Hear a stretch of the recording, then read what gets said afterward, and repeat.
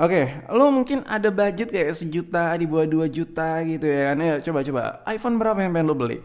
Udahlah, stop aja dulu ya kan. Kalau lo seandainya punya budget di bawah 2 juta alias sejutaan dan lo pengen pakai handphone itu lama setahun, 2 tahun, ke 3 tahun, lo nggak mau ganti HP, cuman budget lo mentok di sejutaan gitu, di bawah 2 juta, mendingan lo ambil Redmi yang lagi gue pegang ini. Udahlah, nggak perlu cari tahu nih Redmi apa. Tapi kalau lo pengen tahu spek lebih detailnya, di deskripsi gue taruh speknya, spek singkatnya. Nah, jadi HP ini adalah sebuah handphone yang menurut gue cukup worth it, pilihan paling worth it dari keluarga Xiaomi. Di samping si Redmi Note 10-nya ya. Jadi kalau lo mau ada alternatif lain, ya jawabannya adalah si Redmi yang lagi kita bahas ini. Nah, the problem is kalau lo punya budget 1 juta, lo pasti dapat iPhone yang gitulah. Tapi kalau si Redmi ini, oke, kita bahas dari kameranya dulu deh, biar nggak meluber kemana-mana pembicaraan gue.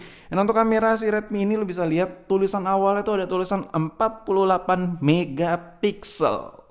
Dan gue yakin banyak lo yang bilang, bang itu mah kayak kimak banget lah itu ya, nggak guna tuh bang, tulisan 48 megapiksel itu cuman gimmick. Oke, kalau dibandingkan dengan budget yang sama lo bakal dapat kayak iPhone 7 ya. iPhone 7 itu ya cuman 12 megapiksel.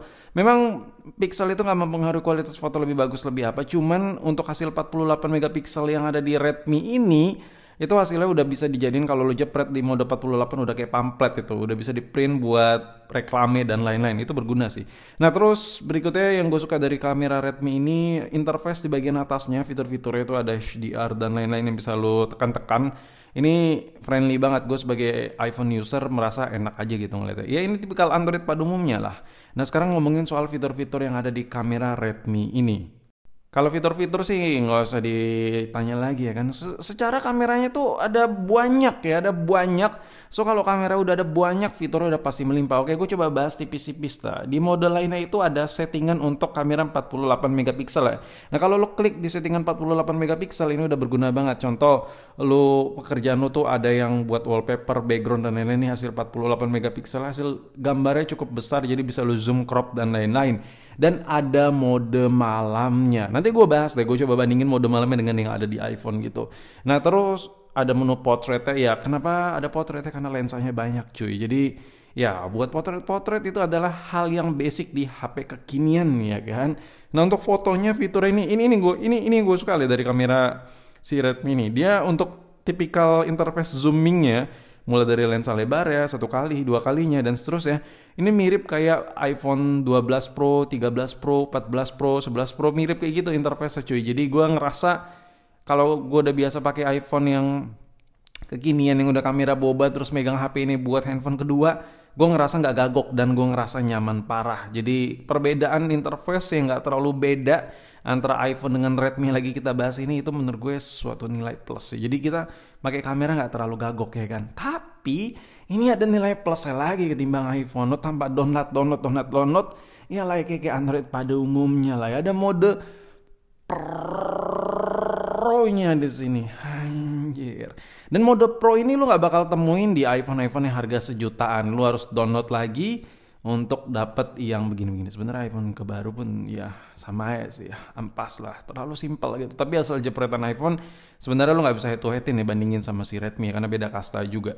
Nah di sini kalau lo lihat ke mode Pro-nya, mode Pro ini kalau dibandingkan dengan iPhone 7 yang jepret ya, kalau kita bandingin sama iPhone yang sejutaan hasil jepretannya, gue lebih prefer ke Redmi ini sih menurut gue.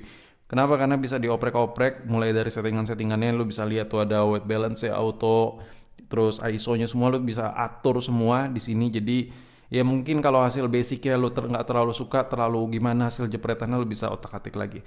Nah kalau dibahas nih, gue sedikit bicarain mode malam lah. Kalau seandainya lo beli iPhone yang mahal ya, contoh kayak iPhone SE generasi kedua ini lagi lo lihat ini di harga 3 juta ke 4 juta, bahkan ada yang jual sampai 5 juta untuk gigabyte tertinggi untuk varian resminya. Itu lo belum dapat mode malam ya, mode malamnya lo belum dapat. Dan lu kalau mau dapat mode malam minimal ambil yang varian 11-11an, dan which is itu harga motor bekas. Jadi menurut gue untuk handphone kedua ya, atau lu butuh handphone yang bener-bener buat dipakai, budget ngepas, udahlah pilihan si Redmi yang satu ini udah one of the best menurut gue. Dan sekarang kita balik bahas obrolan yang lain, ngomongin soal layar. Kalau kita beli iPhone yang sejutaan masih pakai home button ya kan. Kalau ini udah dikasih layar ngefull gitu ya kan. Anjir. Jadi banyak loh kegunaan layar ngefull gini. Nah kalau dilihat dari dekat dia ada tompel-tompel di pojok untuk kamera depannya. Jadi model kamera depannya bukan pop up kayak Oppo F1 Pro yang kemarin gue bahas. Jadi tapi mode lagi, tapi titik kameranya ini tidak terlalu terganggu, men. Gue makainya tuh apa ya? Ya fine lah menurut gue, dan tidak terlalu ganggu banget buat nonton video dalam keadaan full display gitu. Nah, untuk poninya dagunya juga tidak terlalu tebal. Biasanya kalau Android kelas bawah kayak di bawah 1 juta gitu, bagian dagu itu tebal parah. Kalau ini dagunya cukup tipis, pas lah, jadi nggak terlalu murahan. Jadi kalau dilihat ini handphone nggak terlalu kelihatan handphone murahan. Dan kalau kita beli Android itu udah dapat yang full view gitu, sedangkan kalau kita beli iPhone yang budget 1 juta, 2 juta, ya lu masih pakai home button. Men, gue di sini bukan ngebandingin antara Android secara pure dengan iPhone ya, Redmi dengan iPhone. Tapi gue membandingkan dengan value-nya, apa yang lu dapat. Lu budget 1 jutaan masih dapat iPhone dengan yang ada tombol home. Tapi kalau lu pakai Redmi ini, lu beli Redmi ini, lu dapat layar yang gede dan ya lu bisa lihat lah keypad-nya ini lebar parah. Jadi buat lu yang pakai atau lu suka ngetik-ketik di handphone tapi tangan lu, jari lu tuh gede-gede, jadi kalau lu beli Android itu jauh lebih ngepas lah karena banyak pilihan layar yang besar, salah satunya kayak di Redmi yang lagi gue pegang ini. Nah gue gak pernah miss touch di Redmi ini karena keypadnya tuh terlalu lebar, cukup lebar menurut gue, dan ya enak aja sih ngetik di sini untuk ghost touch, sensitivitas dan lain-lain. Gue nggak ngerasain ada gimana dan enak aja.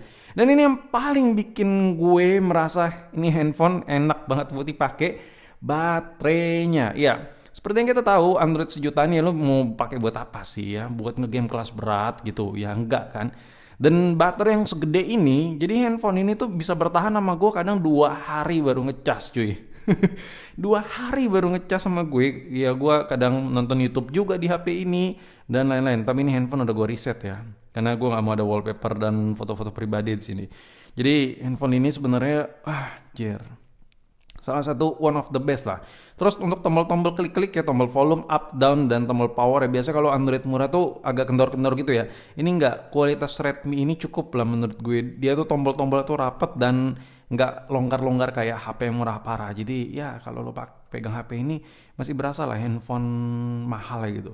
Terus untuk bagian port-portannya, nah ini dia nih. Biasa kalau lu budget Android baru yang 1 jutaan tuh masih ada aja gitu yang belum Type-C.